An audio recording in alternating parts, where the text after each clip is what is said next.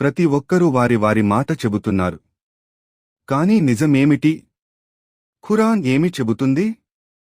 1. ఖురాన్ స్పష్టమైన సమాధానం.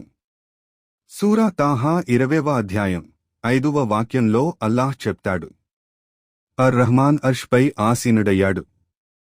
అంటే అల్లాహ్ తన సింహాసనంపై ఉన్నాడు. 2. సహాబాల అభిప్రాయం.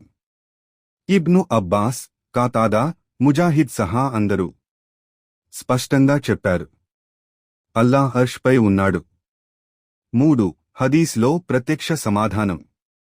ప్రవక్త ముహమ్మద్ సల్లల్లాహు అలైహి వసల్లం ఒక బానిస అమ్మాయిని అడిగారు, అల్లాహ్ ఎక్కడా? ఆమె చెప్పింది, ఆకాశంపై.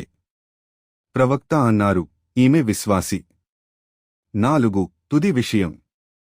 అల్లాహ్ అర్ష్పై ఉన్నాడు. కాని ఆయన జ్ఞానం, ఆయన శక్తి ప్రపంచమంతా వ్యాపించి ఉంది. అందుకే మనం ఎక్కడ ఉన్నా ఆయన మనను చూస్తాడు, తెలుసుకుంటాడు. సారాంశం. ఖురాన్, హదీస్, సహాబాల మాట ఒకటే చెబుతుంది, అల్లాహ్ అర్ష్పై ఉన్నాడు.